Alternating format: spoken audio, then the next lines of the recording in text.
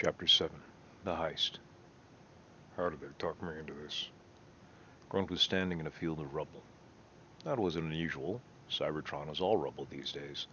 This particular field used to be the mall in front of the hall of the High Council of Iacon, a bustling tourist destination for sentients from all around the Empire. Grunt had been here once, and only once, before the war. He would fight in the Iacon arena that day, but that afternoon he had walked all over the mall, going from shop to shop, delighting in the crowds, enjoying being back in the city of his birth. He even visited the Allspark while he was here. They kept it under an honor guard in an open-air building built just for it. It wasn't as large as the city's arena, but it was large, and anyone could visit. This was where people brought protoforms for the Allspark to bring them online. Grunt had walked in and sat down, bathing in the glow of energon that it perpetually flowed from.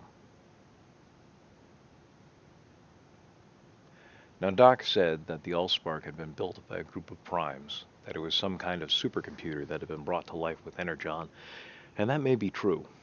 But that day Grunt had sat in the glow of the Allspark. He had felt its energy, breathed its power. There had been something mystical there, something spiritual. It touched his spark. He felt more alive that day than he had ever before. More alive that day than he ever would again. Maybe that's why he was thinking about it before he committed suicide. Well, it wasn't suicide exactly, but it sure felt like it. What used to be the hall of the High Council was now a Decepticon stronghold. It had been ever since the Decepticons raised Iacon a long while back. Galvatron Prime himself had put his headquarters here. At least, until he went offline. Then Megatron used it as his throne when he wasn't in Kaon. Grunt shook his head. There was no room on Cybertron for thrones, no room for tyranny of any kind. The place was a fortress, a perversion of everything the High Council stood for. It had once housed thousands of Decepticons. Now there was only a dozen or so. At least, that's what Forager had observed. Forager had been flying reconnaissance for the last week. Grinder was nearby, hidden, observing for the last few days, confirming what Forager had seen. He was still nearby, somewhere. Grunt didn't know exactly where. Grinder was good at hiding. He was even better at shooting. He wasn't the best shot on the planet, but he was good. Actually, with how many people had been lost to the war, maybe he was the best now. Grunt wouldn't know, but Grunt wouldn't know a lot of things. He'd accepted that about himself a very long time ago. But he knew he didn't want to die. And more than that, he wanted Cybertron to live again. He had made that vow when he joined the Autobot army. His own vow, beyond the oath of enlistment. Secundus was raiding a bunch of sparks out of a storage facility too close to the Decepticon fortress. Grunt was the distraction. If the crew was successful, then thousands of Cybertronians could be brought back online. If Grunt went offline, saving thousands. If that was the result of what happened today, if that was the cost to bring Cybertron back to life, well, then, that was worth it. It was worth it to Grunt. That's how they talked him into it. It was time. Grunt picked up a piece of rubble larger than himself and hurled it toward the former hall of the High Council. Today is a good day to die. So close, so very close to leaving the planet, and Secundus had to come up with their most dangerous mission yet. Grunt was probably going to die. Grunt was a hero, and he was going to die a hero's death. Forager envied him, and hated him for it. Forager didn't have the gears to take on an entire Decepticon fortress by himself. Grunt did. That's what he was doing today. Forager was hiding on top of the ruins of a building, like a wimp. He'd gotten better. After that awful Autobot Leaders Summit, Forager had been trying to talk himself into being braver, tried to commit himself to the cause, enough to be willing to sacrifice himself, like Grunt. Grinder gave him scrap for it all the time. He had no idea how much it got under Forager's skin. That's what Grinder did. He got under people's skin. Forager had gotten better. A month back, he played bait, luring 2 Seekers into an ambush. Secundus was a brilliant leader. Forager didn't want to admit it, but today's plan was brilliant too. Was everyone in the crew better at war than Forager was? If today's plan worked, and Forager was pretty sure it would, they'd be sealing thousands of spark chambers and get them off Cybertron to some safe planet where the crew could gather the resources Doc would need to build all those Spark's new chassis. Bringing those bots back to online would give the crew a chance to repopulate Cybertron, to not just win the war for Cybertron by attrition. They had a chance at building an army, at storing up enough energon to rebuild Cybertron and maybe even open the Space Bridge network again. Forager didn't want to get his hopes too high, but maybe it could be like it was before the war again. That would be amazing, but it was just a maybe. Forager couldn't stop himself from grinning ear to ear at the thought of life before the war. It had been amazing. Soaring through the clouds of different worlds, digging through the dirt, even talking to fleshlings. Life had been great, filled with simple joys and peace, eons and eons of peace. Two clicks over the AM broadcast pulled him out of his reverie. That was a signal from Grinder. It was distinct enough not to be lost as background noise, but only if you were waiting for it. Forager snuck to the far side of the roof he was on and gently floated down to the ground. Secundus was waiting there in vehicle mode. Forager didn't see him, but he knew Doc was sitting inside Secundus, probably in the driver's seat. As Cybertronians, they had no idea how weird that would sound to fleshlings. Forager shifted to his ground vehicle mode and followed Secundus on a high-speed race through the city. They made it to the Spark Mausoleum. The building was the only one not in ruins that Forager had seen so far in Iacon. It was the only neutral ground acknowledged by both sides in the war. There was rubble all over the ground around the force fields protecting the mausoleum, but no rubble inside the fields. Secundus' driver's side door popped open and Doc got out, pulling a large toolbox. Doc was the smallest Class 1 transformer Forager had ever seen. He'd known taller fleshlings. He put down the toolbox and opened it, bringing out a hand scanner. Forager didn't watch anymore. It shouldn't be too interesting. It was Doc breaking past some high-level security, something that Doc could do in his sleep. He transformed into robot mode and floated up the side of a nearby ruined building. He kept himself concealed as best he could and set his radar up. His job was to be the lookout. Doc and Secundus were the ones going inside. Doc needed to stand on his toolbox in order for him to reach the keypad. He and Secundus were standing outside the force field of the Spark Mausoleum. Doc had a too large hand scanner in one hand and a tiny multi-tool with a flat-tip screwdriver in the other. He'd popped off the front plate of the keypad and was gently lowered the plate, angling it so it didn't rest on the wires. Secundus had his back to Doc, guarding him. He glanced back. Why not just let the plate hang? Doc really didn't need to be distracted by questions right now, but he answered the lieutenant with his usual forced grace. His voice wasn't a monotone, but it had a very limited range. Doc never seemed to get excited or upset. Might be a pressure center on the wires that could go off if there's too much tension, or not enough. Secundus scoffed. You think that's the kind of security that you think there's that kind of security on a Spark Mausoleum? I don't know. I wasn't consulted with the construction. But I did write up a series of suggestions and send them to Autobot High Command, and I did suggest it. Not that they ever responded to him. They probably never read it. It seemed like they never read anything he suggested. They say every bot had two names, the one you're born with and the one you earn. Invariably, you're called by the second. Doc was his third name. His second name had been Logos. He had chosen the life of a scholar. Not a doctor, nor an engineer, not even a scientist, but a scholar. After learning all he could from Cybertron's relatively meager libraries, Doc had traveled all over the entire Empire, studying fleshling knowledge. Logos had spent 3 millennia traveling the galaxy and learning everything there was to know. He was one of the most knowledgeable beings in the galaxy. Alpha Trion certainly had more esoteric knowledge, and there were scholars who were greater experts in more specified knowledge, but Logos was the undisputed king of general knowledge. This wasn't a matter of pride, just an observation of fact.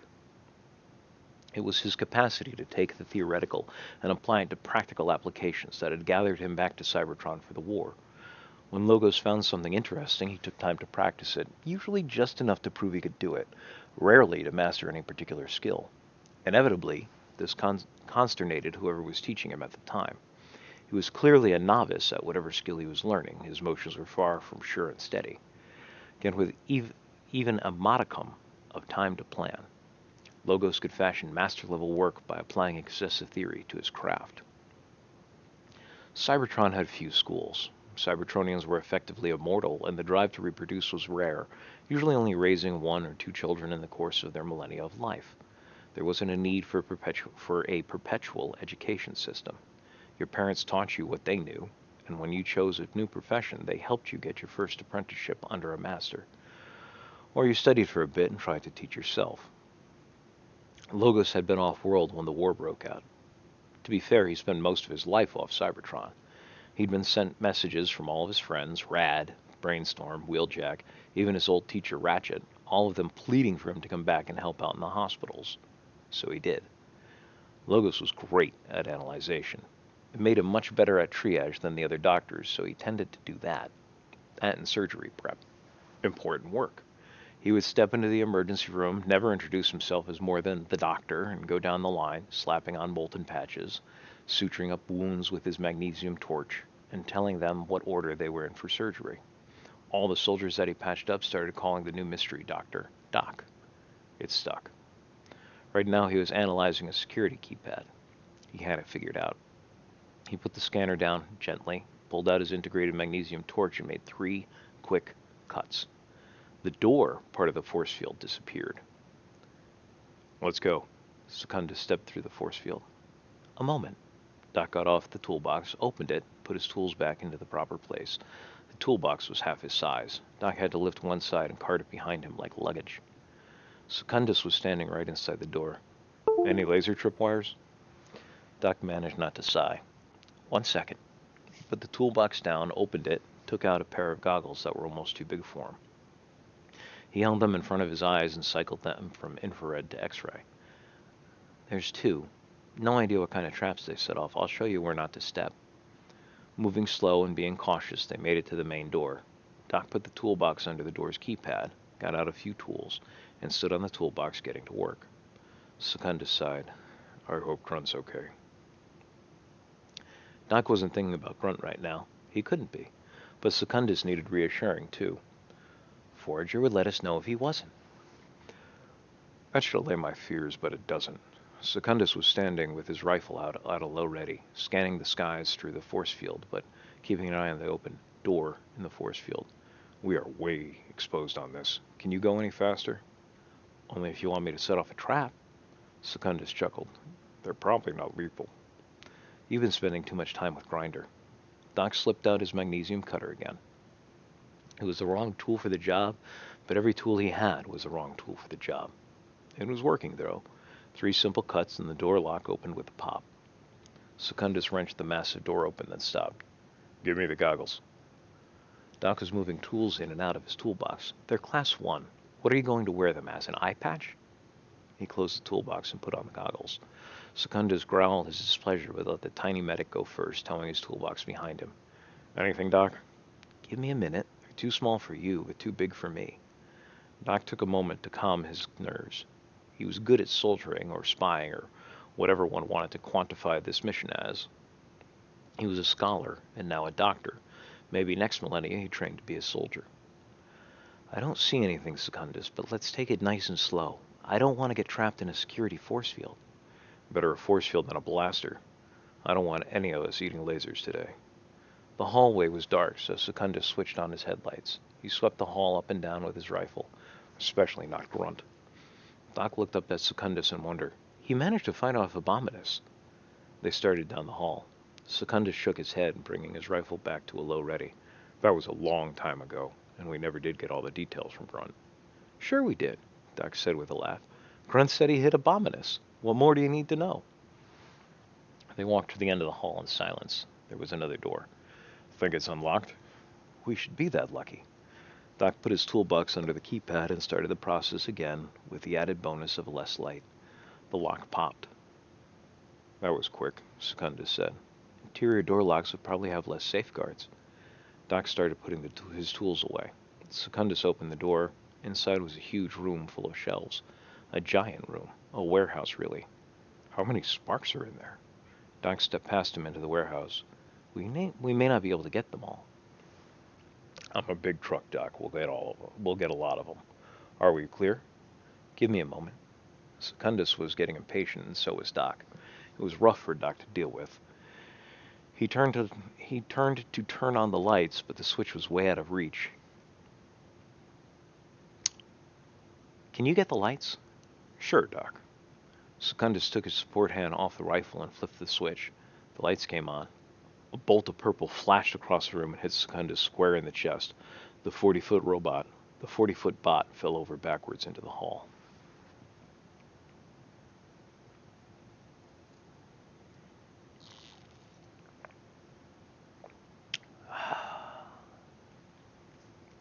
Never, not even once, not in either of his lives, had Grinder ever seen anything like Grunt. Absolutely never. The strong bot wasn't just dodging laser fire, he was sidestepping it. Grunt moved like a ballroom dancer. Step 2, 3, step 2, 3, step 2, 3. Grinder was staying within a roughly 30-foot radius. That should just read Grunt. Fixing a typo. We'll get back to the story in a minute. Grunt was staying within a roughly 30-foot radius, which was amazing for a 17-foot tall robot. It was simply effortless. It started with Grunt tossing a piece of junk metal at the fortress. The junk metal was bigger than Grunt was. He threw it from over 1,000 feet away. It was not how Grinder would have called the Decepticons out, but it was effective. Effective? Of course it was effective. Secundus couldn't have picked up that debris, let alone thrown it. And Secundus was 40 feet tall. How strong was Grunt? The junk metal had crushed the wall, doing obvious structural damage to one of the last intact buildings in Iacon. Grinder chuckled at the thought. Formerly intact building. Take that, Decepticons! Nothing happened. Oh, the building crumbled in on itself, but there was no movement from the Decepticons. There were Decepticons in there. Forager had been flying recon over Iacon for the last few weeks. Grinder himself had been sitting in this exact position for the last 4 days, observing Decepticon movement, trying to get an exact count of their troops. Counting Viacons was difficult. They all looked alike. Literally, they all had the same chassis. He had to distinguish them by paint job. Grinder's best count was that there were 10 to 15 different Seekers. Could Grunt take them all out with one attack? Grinder was about to call Forager and tell him what happened so Forager could relay it to Secundus. The triple changer was acting as middleman. Radio waves could be blocked by objects. Forager's primary responsibility in this mission was to make sure Grinder could talk to Secundus. It was important work. This all needed to be coordinated, but it wasn't combat. Then the rubble started to move. Instead of sending an all clear, Grinder had sent the agreed upon 2 clicks, letting Forager know that the distraction had started. Something was going to happen. Grinder let out a breath, focusing on not breathing, which was an option for Cybertronians. They generally needed to breathe to speak, most of the metal musculature of vocal cords, but they didn't need to breathe. They could live in the vacuum of space, after all, and breathing made their whole chassis move. It was the first rule of shooting for Cybertronians. Stop breathing. He was about to do some serious sniping. He needed to be in the right mindset. One piece of the former wall went flying a few dozen feet, and a Decepticon came climbing or crawling out. Grunt took his ion pistol out of his payload and aimed it at the Decepticon. He was out of Grunt's range. Ion weapons ignored armor and did damage to his Cybertronian's electrical systems. They had decent range, but not as good as a railgun or a laser. Or rockets, but Grinder hadn't seen anyone fire a rocket in decades. There was no one manufacturing them because of the war, and eventually the supply ran out. The Decepticon was also out of range of Grinder's fusion cannon. That was by design. Grunt wasn't just acting as a distraction, he was acting as bait. Lure the Decepticons into range and see how many Grinder could offline. The Seeker turned to face Grinder. I should read Grunt. You know, I've read through this a couple of times, and I didn't catch these. It's only when I'm reading it out loud that I catch the obvious mistakes. Or the not-so-obvious mistakes. The Seeker turned to face Grunt. He brought his laser rifle to bear and fired off a shot at Grunt. And that's when the dance began. One by one, the Seekers crawled out of the rubble of their fortress and joined the firing line until there were 8 of them standing in a line, firing at Grunt. Grunt stayed at his distance, doing his dance of dodging. He didn't dive, he didn't dip, he didn't duck, he dodged. all the while keeping his pistol aimed at the Decepticons, but having the discipline not to use it, not to take the shot. It was the Decepticons that broke first. One of the Red Seekers screamed, jumped in the air, transformed into a jet, and roared toward Grunt, firing wildly. Still dodging, Grunt fired off a shot as the jet came in range. It hit. Grinder didn't know why he was surprised. Grunt wasn't a great shot, but he was above average. The jet was flying low to the ground. When Grunt's ion bolt hit him, his engines cut off. He glided for a few feet on his wings, but fell to the ground and began to tumble and roll, bouncing off the ground at weird angles.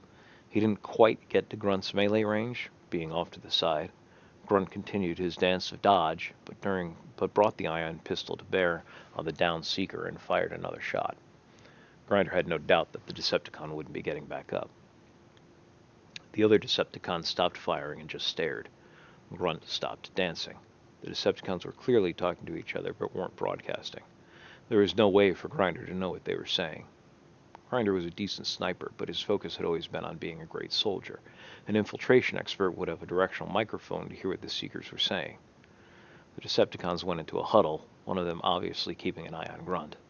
Grunt wasn't moving. Eventually they broke from the huddle and turned to face Grunt again. "You're going to die, Autobot!" one of the other Red Seekers shouted. Grinder could hear them poorly when they shouted. The others joined in with shouts of, "Yeah! And die! And eat laser!" and the like. The Seekers were little more than teenagers, centuries-old teenagers who had chosen to never grow up. Teenagers with lethal force that delighted in death and cruelty, especially cruelty. All 7 Seekers leapt into the sky. They didn't transform immediately, but used their anti-grav to float there, separating from themselves a bit from each other as they floated. They were macro changers, their jet forms significantly larger than their robot forms, and they needed the room. They didn't gain mass when they shifted forms, but their bigger airframes allowed them to deal with high-speed aeronautics better. They could get up to supersonic speeds, as Grinder knew from bitter experience. It was a group of Seekers that had killed him all those years ago, before Secundus' crew had found him, and Doc gave him a chassis replaced transplant. When the 7 Seekers transformed, all their jet forms were pointed towards the sky. They fired their thrusters at roughly the same time, gaining altitude and speed.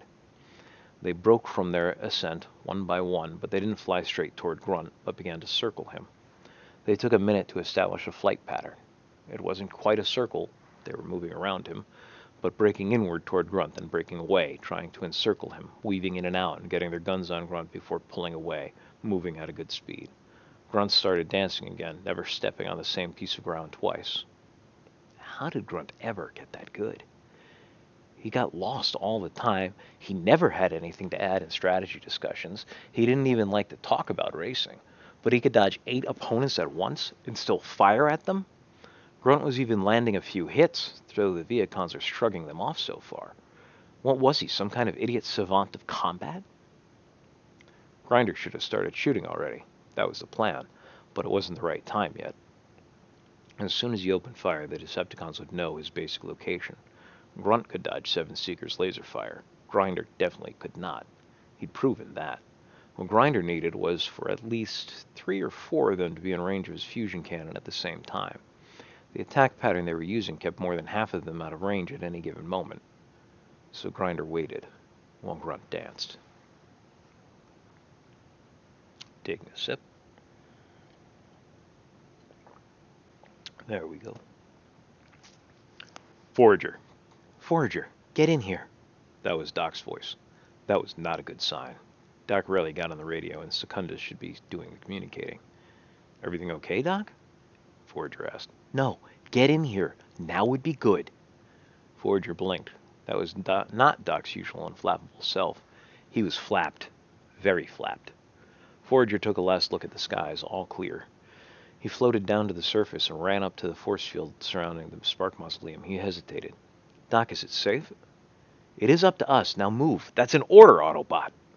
Wow. Doc never gave orders before. Weird. Forager walked cautiously through the force field. The place felt ominous, maybe because it was a repository of the fallen. "Hurry!" Doc was shouting over the radio. Forager gathered his courage and ran to the open door. He couldn't see anything, so he turned on his headlights and looked down the hall. Doc was kneeling on Secundus' chest, his magnesium welder arcing on the lieutenant. Behind them was a closed door. "Get over here!" Doc shouted over the radio. He didn't speak out loud. Odd. Forager ran down to them, stopping short. There was a large puddle of energon under Secundus. "What happened?" "Get ready to donate energon. Secundus is in critical condition." That was not an answer. Forager didn't question it, though. The doc was the doc. He started reconfiguring his hand, turning it into a mechanical nozzle. Any transformer could do this, but few ever had to. Doc was applying a molten patch with one hand and finishing a weld with the other. He worked in silence. Forager was too scared for the boss for him to interrupt now. He finished his immediate work and leaned back, revealing an energon receptor in Secundus' chest. "Pour it in there." Doc's voice was firm and stern. Forager had never seen him this serious. "Do not spill a drop." Forager knelt down next to the boss and aimed his nozzle up perfectly. He could feel Doc's impatience, but he didn't dare go faster. Energon was too precious to waste. He started a low-volume pour and amped it up as he gained confidence. "How much do I give him?" Forager asked. "Go until his eyes glow bright. You should be close." Forager nodded, looking over Secundus' face. Sure enough, about 15 seconds later, the boss's eyes went from a dull glow to bright as normal. Forager stopped the flow of energon, but kept the nozzle close. What happened?" Secundus asked. He started to get up. "Don't move!" Doc shouted. Forager put his available hand on Secundus and pushed him down. He started reconfiguring his nozzle hand back into a hand, in case he needed it. Secundus stopped. "Everything hurts." "It should," Doc said, a laugh in his voice. "You took a fusion bolt to the chest. You're lucky to be online. Lay down and rest. We're still going to need you to truck these sparks out of here." "Abort the mission," Secundus managed to croak out. Doc chuckled. "Just stay down. Let those molten patches cool. You should be fine." "Doc," Secundus said, a menace in his voice. "Trust your doctor. Forager, you're with me. Put these on." Doc tossed Forager a pair of goggles. Forager put them on. They fit quite well, but what they showed him was weird. "What are these?" "Wheeljack and I made them a long time ago before the war. They're one of a kind. Right now, they're set to the X-ray spectrum. Take a look inside the room without opening the door. You're looking for a fusion cannon." Forager stared at Doc. He looked weird in X-ray. "Wait, a fusion cannon?" "We're going to shoot it. You're going to shoot it, while I distract it. But first we need to find it. Start looking." Forager could see through the wall. Funky. Weird. It took him a minute to find it, a fusion cannon on top of some sort of automated tower. He told Doc, "I got it." "Okay. Set up right behind the door. Keep as much cover as you can. Focus on the tower. Get your gun ready. Then take off your goggles. The lights are on inside the room. They'll blind you if you've got them on. Take a shot on the tower as quickly as possible. I'm going to be distracting it." "No, no!" Secundus croaked. "Stay down!" Doc shouted back at him. "I'll be fine. I'll have my force field on. You ready, Forager?" "Okay," Forager said, nodding. He was a little lightheaded from donating energon, but he was mostly all right. "I think I'm ready." "Here goes nothing." Doc swung the door open, turned on his force field, and ran into the room. The fusion cannon started tracking toward Doc. Forager fired off a shot. The fusion cannon exploded. Doc looked around. "All clear." He shut off his force field. "Come on, Forager. Help me identify these sparks. We're only taking Autobots."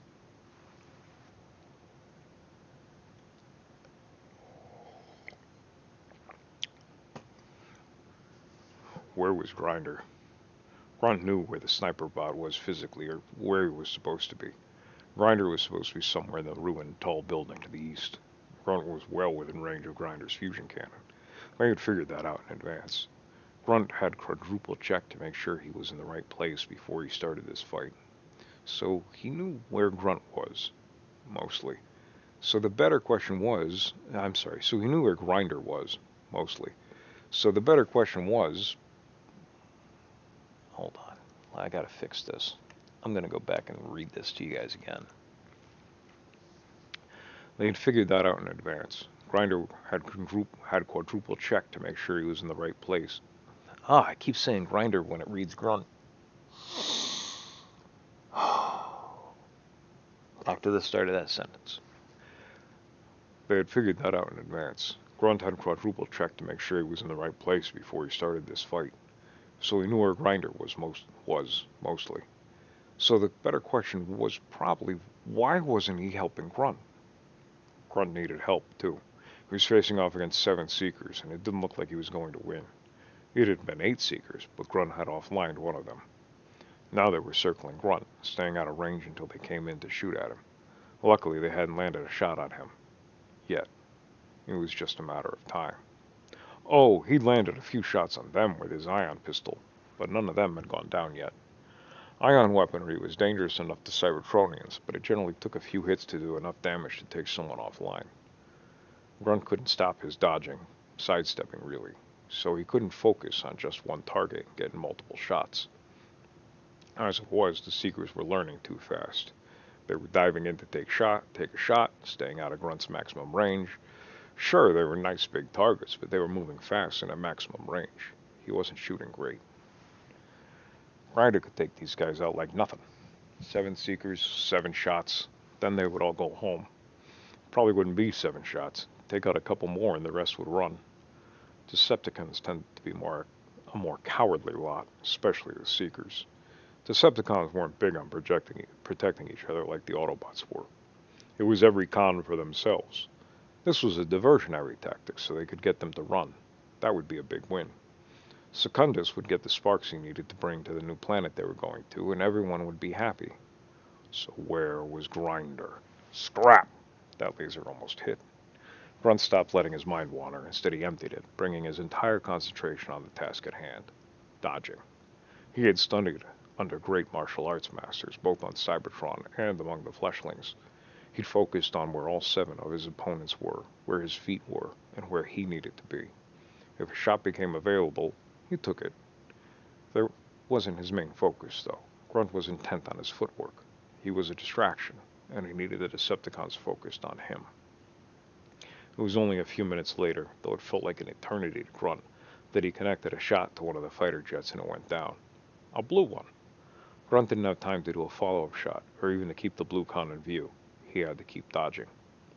They fired a few more shots at Grunt, and then the Seekers all broke off, flew out of range of Grunt's ion pistol. They transformed, floating a solid distance away. Grunt didn't miss a beat. He turned to the blue con on the ground and put another ion bolt into him, taking the Seeker offline. The other 6 Seekers screamed when Grunt gave their companion a coup de grace. They charged toward Grunt, not bothering to transform back into jets, bringing their guns to bear on Grunt and unleashing salvos. Grunt started to dodge again, starting with a large sidestep when the Seeker screamed. Purple fusion bolts filled the sky. The Seekers had crossed into Grinder's range en masse, and the Autobot soldier made them pay the price. 4 of the Seekers dropped from the sky from Grinder's first volley. Grunt brought his pistol to bear, and between the 2 Autobots, the last 2 Decepticons fell from the sky. Great job, Grunt. That was amazing. Grinder broke radio silence. Grunt didn't answer right away. He surveyed the battlefield. 8 Transformers brought offline. 8. That was supposed to be a diversionary tactic, not a slaughter. What did this do to the total population of Transformers? He didn't think it was amazing. At least they were Decepticons. Oh, what next? Grunt asked over the radio. I'll come down there and make sure they're all offline. I guess you can carry them back to the base. Doc's gonna want them as prisoners. Grunt didn't know the right words to say this next part, so he just blundered forward. Don't use your fusion cannon. Grinder laughed over the air. It's all right. I've got time. There's no Decepticons for miles. That's when the ground started to shake. Grunt slipped and landed on his backside. He wasn't hurt. Grunt quickly noticed this wasn't a normal earthquake, but that the vibration was coming from only one direction, the destroyed Decepticon fortress. That's just prime, Grunt muttered. He tried to stand, but the shaking ground kept him too off balance. Part of the former fortress wall burst forth, bringing a cloud of dust and smoke. The quaking ground wasn't helping at all. After a moment, the quaking stopped and the smoke started to clear. The new hole in the former fortress's wall was huge, over 40 feet tall. A large purple and green robot stepped up to the hole, a large purple Decepticon symbol emblazed on his chest. The Decepticon had to sidestep to get through the giant hole in the wall. He was too big to just walk through. That's not a seeker, Grinder said over the radio. That's a big Class 3, Grunt responded. Bigger than the lieutenant. The big Decepticon glared at Grunt. There was a blast of exhaust behind him, and 2 rockets launched from his back straight up in the air, turning and screaming at Grunt. The Strongbot was still sitting from the quake. He tried to dodge out of the way. Unlike lasers that did all their damage to a single point, rockets had a blast area. Grunt needed to make a leaping dodge. There just wasn't enough time. The rockets hit Grunt square on the chest, and the Strongbot went flying. Forager, Grinder called over the radio. There was no answer. Forager! Doc, there's no labels on any of these spark chambers. Nor down here, Forager. Doc was already walking away. Look for an interface. There should be a record on the computer. I need a sip of water. Give me a second here.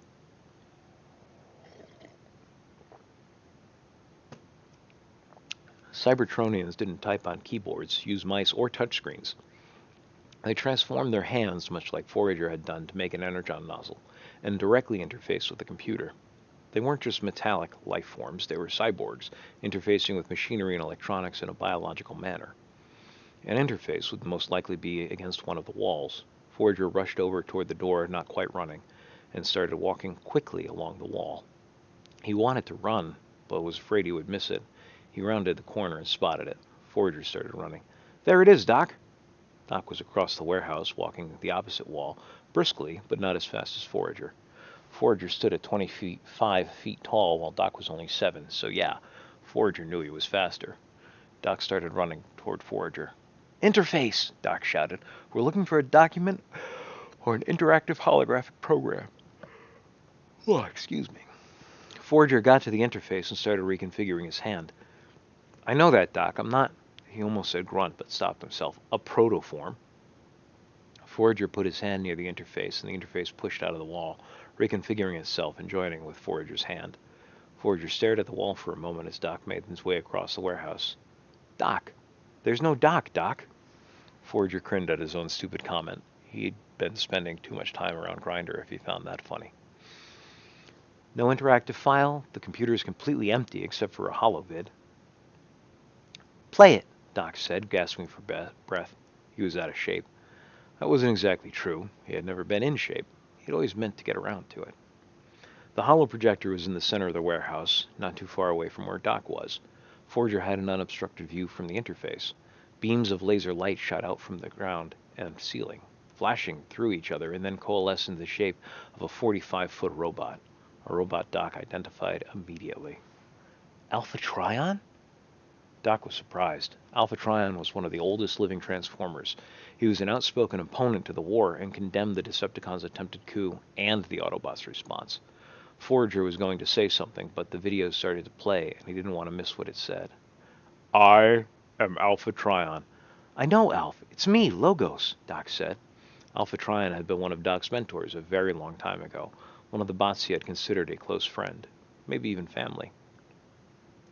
It's pre-recorded, Doc, Forager said. Not He trailed off as the video continued. I stand opposed to this awful war. I am ashamed for all of us that a spark mausoleum like this may ever be needed. I built it in the hope that it will never be used. He's way off on that one, Forager quipped. Doc shook his head but said nothing. I have defended it as best I could, with force fields and weaponry, but the greatest protection I gave it is this. Every spark in this mausoleum will be unlabeled. If either side of this accursed war attempts to destroy this building, they will be killing their own. You cannot save only your own people. You cannot kill only your enemies. You must save them both. The hologram shuddered. Or Primus forbid, kill us all. The choice, as ever, is yours. Choose wisely. The hologram dissipated. Alf, why? Doc asked, a pleading in his voice Forager had never heard A pleading in his voice Forager had never heard come out of the miniature medic. I guess that's right. To stop people like you, Secundus said. He was standing in the doorway, leaning on the doorpost. He did not look good to Forager. This mission was a mistake. Doc glared at the lieutenant for a long moment, clearly annoyed. Forager de-interfaced his hand. What's the plan? The scout asked.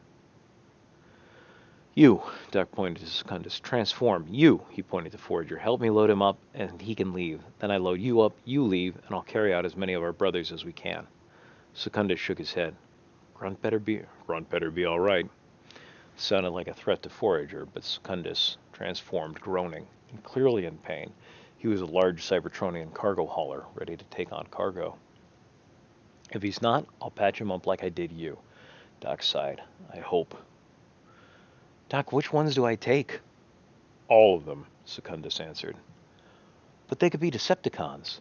We'll deal with that later, Secundus said. Double time, soldier.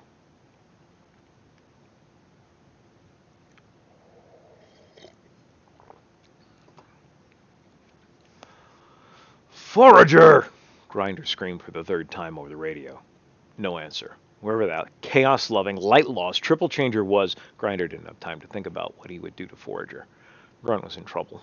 The Decepticon brute had transformed into some sort of tank with rocket launchers as well as a main turret that was closing the gap between him and Grunt wasn't moving.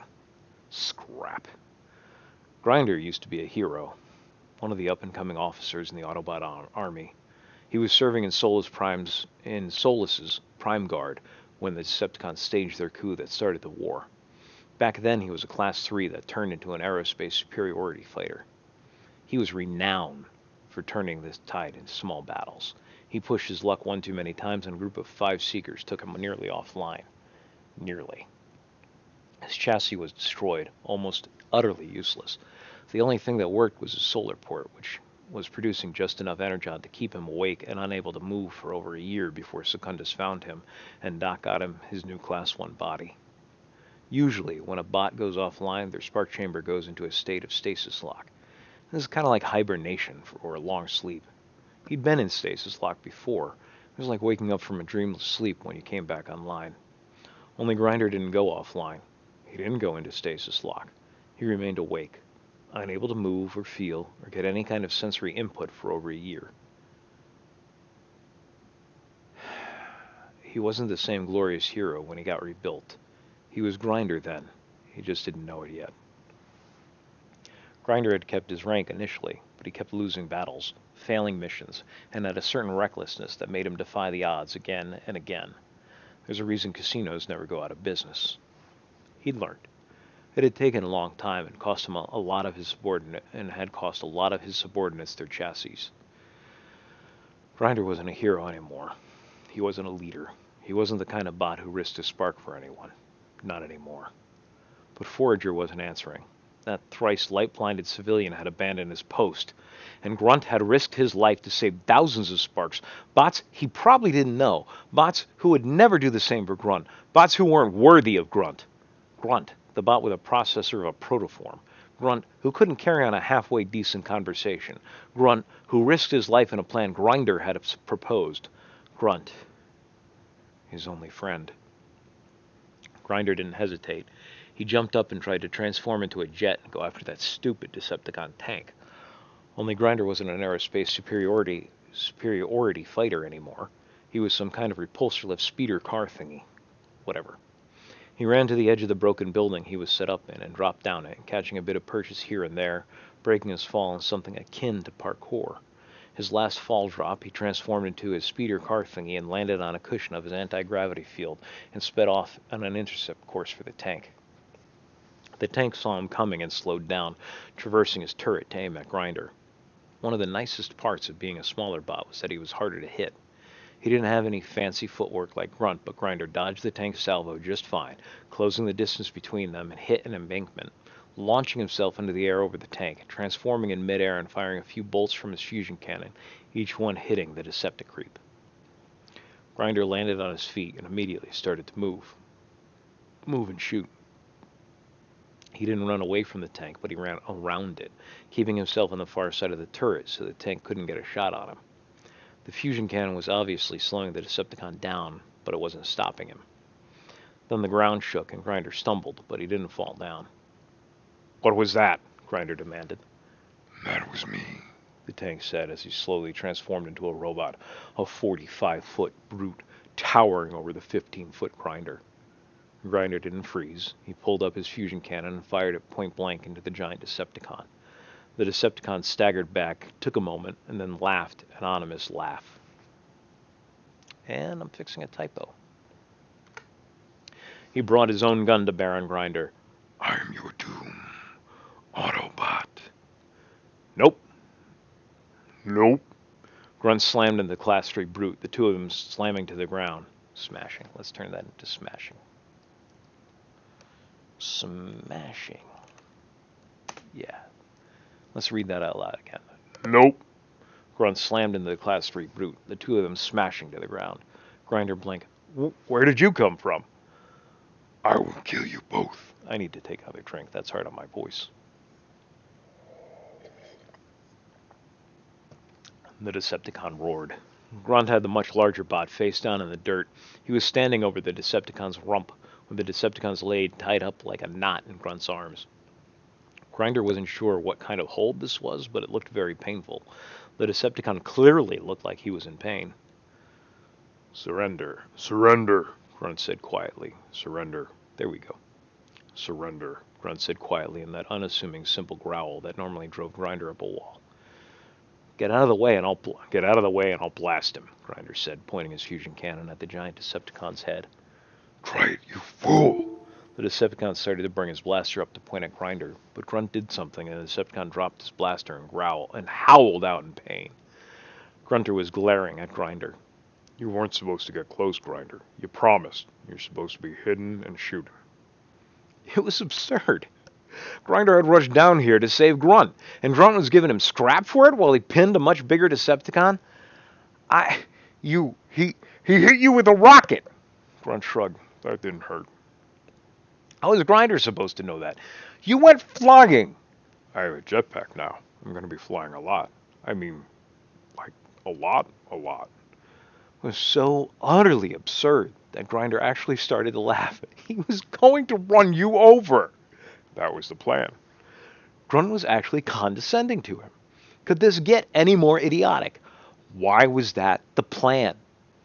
He can make the ground shake like rumble. I couldn't get close if he kept that up. My pistol is good, but it isn't going to do much against this guy. That's right. I can quake. Now you will feel my ah! The Decepticon had released another quake halfway through his sentence. Grinder had staggered but managed to keep his balance. Grunt had not. The Strongbot fell to a sitting position but didn't let go of the Decepticon's leg. So when he lost his balance, he bent the Decepticon's leg into a position they weren't built to go in. Stupid, Grunt said, standing himself up on as the Decepticon wailed in pain. Grunt repositioned himself, wrapping his arms around the giant's neck and pulling him backwards, stretching his spine. Don't do that again, or I'll hurt you. I think you hurt him already, Grunt. Nope. That's it. That was Grunt's eloquent reply. Grunt slipped his fusion cannon back into his payload. I'm sorry, Grinder. Grinder slipped his fusion cannon back into his payload.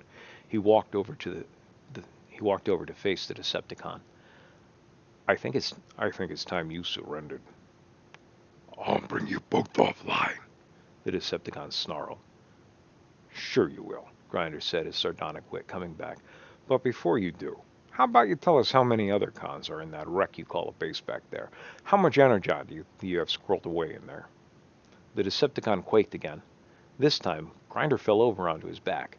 He didn't see what happened to Grunt, but he felt the Decepticon's hand slam down on his left knee, shattering it. Grinder didn't howl in pain or waste time. He rolled over and scampered out of there on his hands and one good knee. He turned, rolling into a sitting position as he brought his fusion cannon out of payload and brought it to bear on where the Decepticon was. Or rather, where the Decepticon should have been. Grinder was standing on the tank's chest, liquid energon flowing out of the Decepticon onto the ground. Grunt and Grinder stared at each other, neither moving. Finally, Grinder lowered his blaster. Grunt looked down, not at the offline Decepticon he was standing on, but at the ground. I'm sorry. What happened? Grinder asked. I should have taken him offline when I tackled him, but Doc's been talking about how there's so few of us left, and we just took 8 Seekers offline, and His voice trailed off. Forget about that, Grunt, Grinder said. What happened? Right now, what just happened? The last ground shake he did knock me off him. He hit you, so I hit him. You hit him, Yeah. and he went offline Yeah. from one hit. Yeah. One hit and he went offline. Yes, Grinder. How strong are you? Grunt looked up at him and shrugged. They stared at each other again. The radio broke the silence. Grinder? Forager blinked. Grinder blinked. That wasn't Forager. It didn't sound right. Oh, great. I did the wrong voice. Grinder. Grinder blinked. That wasn't Forager. It didn't sound right, though. Secundus. You okay? Functioning. How's Grunt? I'm fine, Grunt said. There wasn't so much as a scratch on his paint. Grinder's hurt. My knee's busted. My knee's busted, but I think I can still transform. And the Decepticons? Secundus asked. All offline. There was a snigger in Grinder's voice. Maybe we should stay and finish the war the hard way. Belay that. There are other con bases closer than I'd like. Get over here and help us get more sparks for the voyage. Secundus really didn't sound good. Sir, yes, sir, Grinder said. What do you want me to do with the Decepticreeps? Let them go into stasis lock? If he left them, the other Decepticons would find them, and there was a chance they could get them back online. Doc broke into the conversation. Bring their sparks and processors. We'll leave them in the mausoleum. At least we know they're Decepticons. Grunt and Grinder looked at each other. What were they talking about? Sure thing, Doc, Grinder replied. Gonna be a minute, but we're on our way. Thus ends Chapter 7, The Heist. I hope you enjoyed it. Mistakes and all. There's nothing quite like reading through this, because I've wrote this, and I'm reading through it again, this time out loud. Normally I don't read out loud, for you guys' benefit, of course, all you truckers out there. And, yeah, I'm reading through it, and I'm reading it wrong. Like, if this wasn't my first take on it, and I had a sound editor to fix it up, we'd probably make it all sound perfect, and it'd be great, and you wouldn't get any of the mistakes. And this part here is standing out to me. I'm speaking as Secundus, and I'm just talking like he's normal, instead of being like, the radio broke the silence. Grinder. That's how I should have done it. Grinder. Grinder blinked. That wasn't Forager. It didn't sound right, though. Secundus? Are you okay? Functioning. How's Grunt? I'm fine. Yeah, that's too... It's the Decepticon. I'm fine. Hitting that lower register, I don't spend a lot of time down there. I probably should spend more time down there so I can do more deep voices that are obviously different. I'm fine. I'm fine, Grunt said. There wasn't so much as a scratch on his paint. Grinder's hurt. And then Grinder, who's got that sarcastic, he should be sarcastic. Every time you hear him, he should sound like he's annoying. Just an annoying guy. My knee's busted, but I think I can still transform. And the Decepticons? Secundus asked. All offline. Anyway, I'd probably do 3 or 4 takes, talk with whoever I'm working on this with, and, take the best one or the one we think will work the best. But I'm not. It's a first run through. Guys, I hope you loved it. I hope you enjoyed it. Yeah. Making choices in the middle of first cold reading. That's something right there. Yeah. I loved writing it. I love this storyline. I love how these characters are based off of an RPG, and Grunt and Doc are so obviously min-maxed. And so broken, and they don't work in so many situations, but when they get in the right situation, just ridiculously useful and powerful. Love it. All right, truckers, keep on trucking, you blam blam truckers. I love doing this stuff with you guys. I hope you love it as much. I hope you love listening to it and enjoying, and I hope you enjoy it as much as I enjoy doing it for you. You guys have a great day. Keep on trucking.